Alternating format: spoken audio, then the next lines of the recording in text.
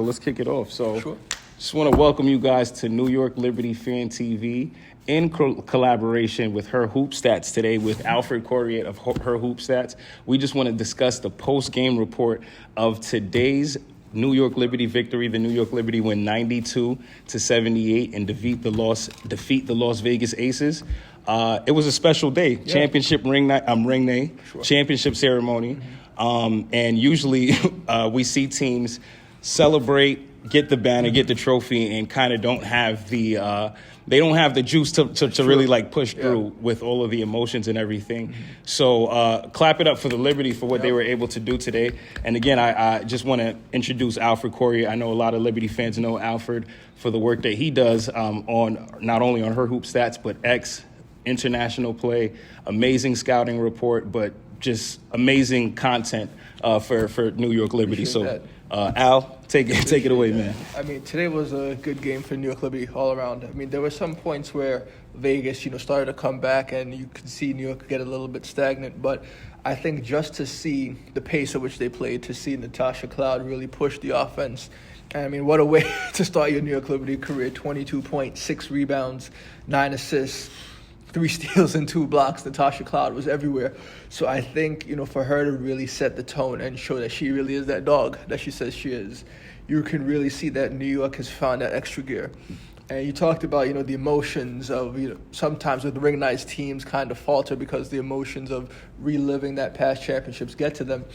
But something that the Liberty have kind of said today between Coach Brondell in pregame and the players in the scrums is that it's a new season. Yeah. So I think they came into this game with the mindset like, we got the championship. It's going to be a banner night, but let's keep focused on the mission at hand because the mission at hand is Vegas.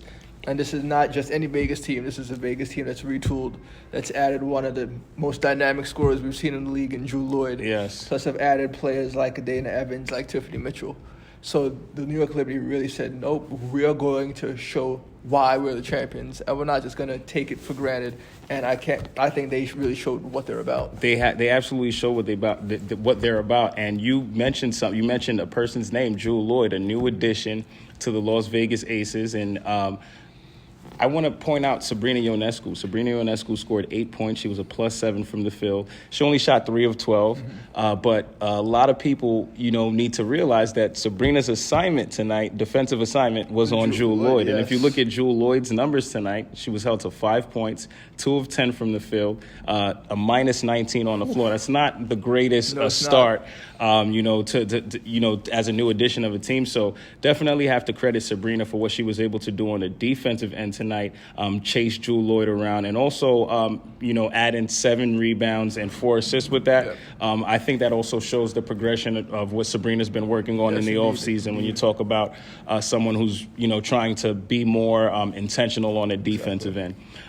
We were talking in the back just now, and there was something that you pointed out to me that mind-blowing, absolutely mind-blowing. The New York Liberty were able to score 92 points after being 4 of 21 from 3 out. 4 of 21 from 3, they shot 19%. 4 of 21 from 3, and they shot 19%. Yep. And we're still able to pull off a victory and score 92 points. Yeah. Let's speak about how shocked are you that they were even able to pull out a win with these numbers, and just talk about how dangerous a team can be, knowing that they shot that bad from the 3-point field and we're still able to get it done.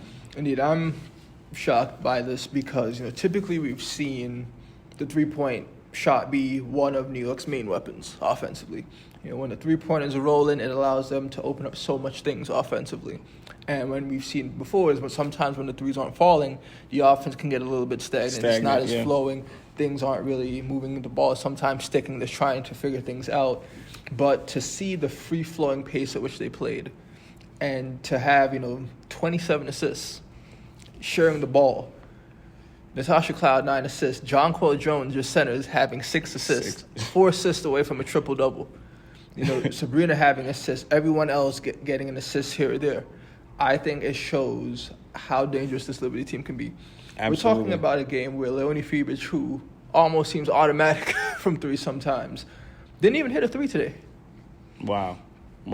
When was the last time you thought you would see Leonie Fiebich go 0 for 2 from 3 or 0 for anything from 3? And the Liberty win the game. And the Liberty win the game. And the 27 assists kind of reminds me of that 2023 season, the way that the New York Liberty were kind of sharing the ball. Assisted on over 70% of the shots of their field goals, and that kind of shows. Do you think they're getting back to that in terms of, the way that they're sharing the basketball, especially with this new 5-out system that they're going? What were your thoughts with seeing? I know they played this way last year, but this year they're kind of being more intentional about saying, we're playing positionless, we're doing 5-out, a lot like how Indiana Pacers are kind of playing too this year too.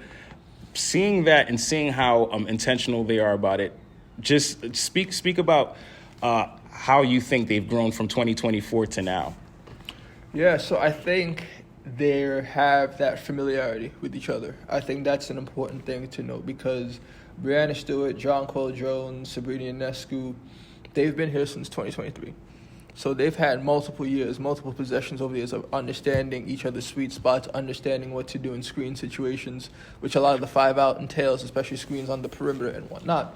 But I think the biggest growth that I've seen, especially considering Sabrina, is her actually attacking the gaps. Because we saw some possessions early on, especially in the first and second quarter, where she saw the mismatch with Aaliyah Nye, and she's just driving, attacking, and she's even if it goes in, if it goes out, she's still attacking. And I think that's the Sabrina you want to see, someone that's not just relying on her 3-ball. She didn't hit a 3-pointer today, but she was still able to get buckets within the 3-point line. Yeah. So I think for Sabrina to show that she wants to elevate into that 3-level scorer that we know she can be, I think that's going to be crucial because with the 5-out, there's just so much spacing. When you look at a 5-out, the paint's almost pretty much empty. So for them to really attack those gaps and really that's how you get 56 points in the paint tonight. Exactly. So for them to really attack and be relentless, I think you have to love that from the Liberty. Yeah, absolutely love that from the Libs. And I want to speak about the Finals MVP. The Finals MVP. So I spoke to the Finals MVP in training camp last week, and during an interview, she referenced that she started working out in the offseason while she was at the Bahamas. And if you don't know, unless you live under a rock, Jonquel Jones was in the Bahamas celebrating a parade, a championship parade. And 3 weeks after securing the championship, securing a Finals MVP, she was back in the lab working. I asked Niara Sabali in training camp, of all teammates, who do you think would come into the season in mid-season form already? And she said Sabrina, and she said JJ, and we will not disagree with JJ. JJ was a plus 19 from the field, 17 points, 10 rebounds, and 6 assists, as you alluded to. Flirted with a triple-double. Yeah. Huge. The plus 19 from the field was a team high. 6 of 12 from the field. She shot 50%. And 1 block shot. I think, what did you see from JJ today, and what do you think about the Finals MVP and how she's been able to just start the season off? The last 2 seasons, it wasn't necessarily like healthy starts to the seasons or healthy training camps, but this year, she looks great. Yeah, I think for Liberty to have that healthy Jonquel Jones, when she first came to the Liberty, had that foot fracture, and we kind of saw it in the early stages where Jonquel really had to work back conditioning-wise and just, feeling herself on the court. Yeah. 2024, she came back healthy, but then it was just like, okay, how do you fit now a healthy Jonquel Jones into the equation? Because we didn't have that in 2023. Yeah. And now to see them click, and, Jonquel is healthy, but also knowing how to get Jonquel in her spots, getting her in the post. We saw the team actively looking for her. As soon as she got that deep seal down in the paint, it was like eyes down to Jonquel Jones, quick dump off and let her go to work. So to see Jonquel being able to do that, but then also be able to dish to teammates. I mean, when's the last time you've seen a 6'6" big or someone of Jonquel's size be able to be such an effective passer for a team? Absolutely. I can't tell you it was the last. I seen it in the playoffs, in the NBA playoffs. I'm sorry, Nikola Jokic. Exactly. That's probably like the only comparison like we have nowadays. I mean, like you've had great forwards that can occasionally dish, like you think of players that are versatile like Lauren Jackson and so forth. Yeah. But I mean, like 6 assists for Jonquel, you can argue like she could, if she wanted to, she could probably do this every night. She can do this every night, absolutely. So to just have that type of player that's so versatile down low, that she can block shots, she can be that interior protection. Sometimes the team needs her out there on the perimeter guarding on different screen actions, on hedges.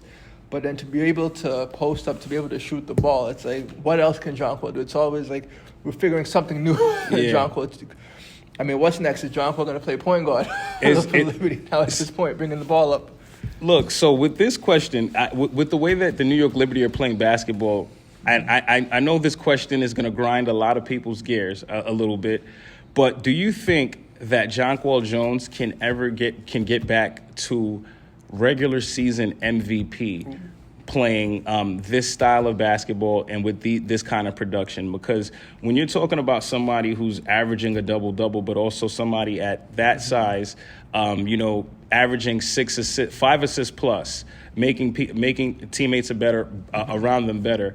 Jonquel, I know Asia Wilson's the best big in the league. She's the best basketball player, but I firmly believe in my heart of hearts that Jonquel Jones is not that far. We know Jonquel Jones' resume. Yeah. She's an outstanding big. She's one of the best bigs to ever play this game, and currently is a top 2 big in this league, in my humble opinion. So I asked, do you think Jonquel Jones, especially a healthy Jonquel Jones playing the way that she's playing now, do you think she can get back to regular season MVP mode?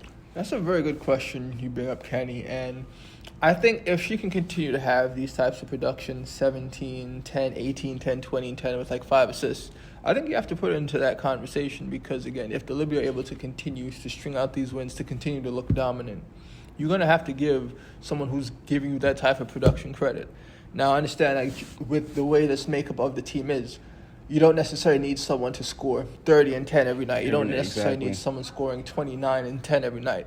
But I think when you're looking at an award that's called the most valuable player, you have to look at the value that player is producing. Has to the team, yeah. So if Jonquel Jones can, continue to do these types of things and even a little bit more throughout the course of the season, I think that she definitely would merit some type of consideration for most valuable player. I mean, she's been all WNBA second team for a few seasons now, which shows that she is in the upper echelon of WNBA bigs. Yeah. However, I'm very excited to see what Jonquel looks like, especially with so many weapons that this team has, and I think Liberty fans have to be excited. Yeah, absolutely have to be excited. And I just put that question out there, just knowing, because at the same time, with this style of basketball, I do think an MVP is hard to kind of get out of that. We weren't playing, the Liberty weren't playing this way necessarily in 2023. They changed it up in 24. Yeah. But and Stewie was able to pull off that regular season MVP. But when you look at that 5-out, that free-flowing play, there's going to be nights that your go-tos, your biggest stars, it's going to be on somebody else's shoulders. One night, and that's a perfect example of what we're seeing with the Indiana Pacers going back to the NBA in the playoffs. One night Halliburton has it. One night Neesmith might have it. One night the rope. It changes up a lot. So I think that shows the strength of having so many different weapons and interchangeable pieces. And you look at this, the stat sheet, Rebecca Gardner only played 4 minutes. We only got about 10 minutes from Niara. Marine, 14 minutes. Not much production off the bench, but Niara was she was solid with her 6 points. But Kennedy Burke, I want to talk about Kennedy Burke real quick because, again, a plus 11 off the bench, 10 points. And of the 4 threes, 2 of those came from Kennedy, 2 or 3. So what are you seeing from Kennedy, especially in her new role? Yeah, I think Kennedy Burke is someone who, a lot of times in the scrums we've had the opportunity to speak to Kennedy Burke and ask her about, staying ready. And she always talks about the pride she takes in being a spark for this team. She talks about, wanting to stay ready and wanting to be able to provide offensively and defensively, which is very tough to do. So I think for Kennedy Burke to come out and have these types of productions, we were talking about 10 points, an assist, a steal, that's something that you need because, especially considering one of the biggest questions coming into the season is how does New York replace some of the value you lose with Kayla Thornton in Golden State? Because Kayla Thornton is someone who is a quality player in this league. We're talking about someone 6'1", big body that can do so many things on the floor. Is a defensive stalwart and will hustle. And Kennedy Burke is of that same build, 6'1", very versatile and can do things herself. Yeah. So I think for Kennedy Burke to start taking this leap, I think it's great for her. And I think people need to remember, like, Kennedy Burke is a 2-time French League MVP. 2-time. Not one, but 2-time. Yeah. This is someone that can play basketball at the highest level internationally and has shown that she can do that.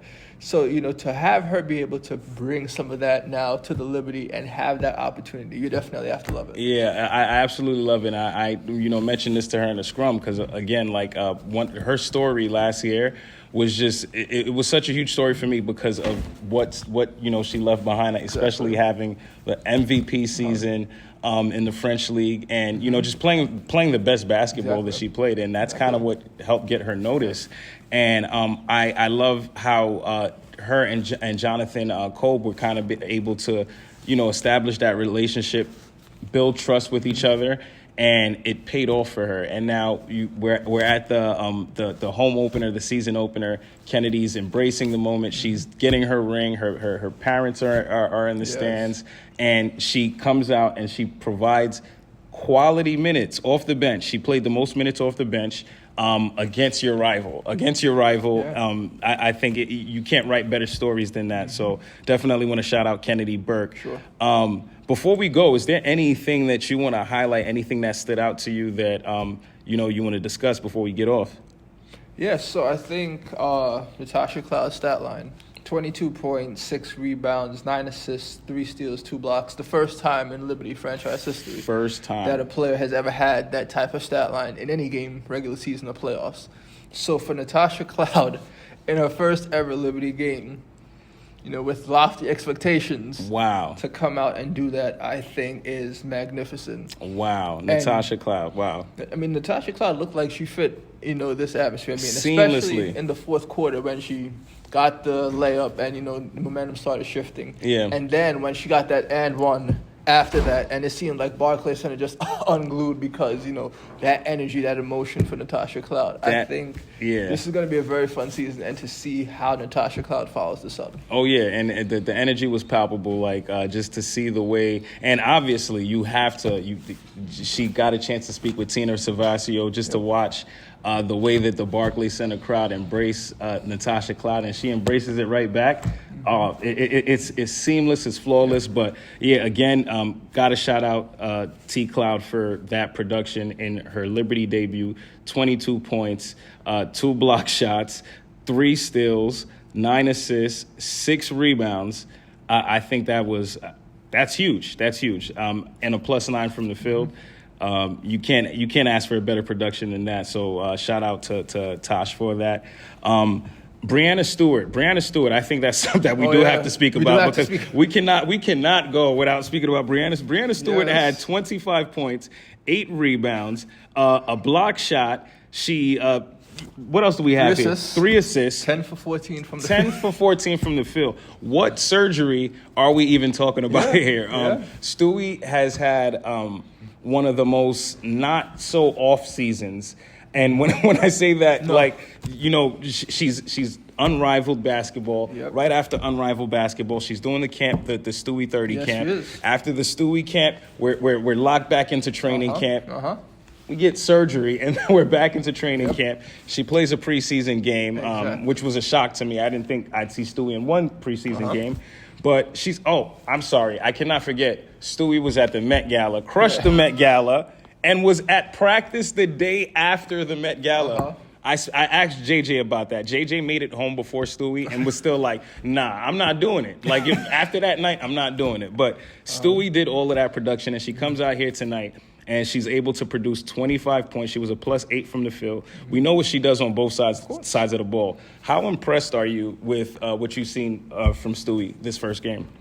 I think this is a game you have to have, if you're Brianna Stewart, because there definitely were some doubts that people had saying that, okay, especially in the finals and during the season, there were talks about, is Stewie past her prime now, and all of those type of hyperbolic 30 years statements. Old, past 30 years old. And then for Brianna Stewart to come out, having the surgery, having that little cleanup work done, and to say 25, 8, and 3, right? and to just show Liberty had, she was the leading scorer, and we're kind of just talking about her now. I think that shows Stewie's level of greatness, that where it's we expect this kind of stuff, we expect this type of production, but for Stewie to actually go out and have this against the Aces team that she's had multiple historic matchups with Yes. over the years. To go out and do that, I think, is prime Stewie. And I don't think that's probably the best of Stewie we've seen all season. It's or we not. will see this season. It's definitely not. And she only played 27 minutes of action. I think that's lovely to see your superstar under 30 minutes. Yeah. And the production that she put up on the court today, absolutely amazing. I'll close this out by speaking about the ring ceremony again. The Liberty received their rings, the first ever. This was my first ever ring ceremony that I've been able to attend, and you know, at a point, just watching that banner raised, you feel the emotions, because it's like, you know, I know I'm media. This is my sophomore season in media, in the media space.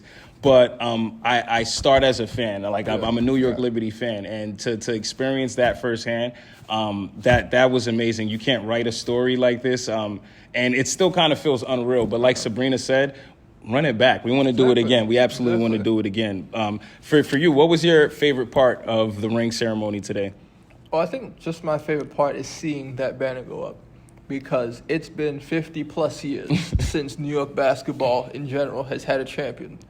And to kind of see that validated and vindicated now, Yeah. I think it's so special, because think about it. And I put out posts about it on social media.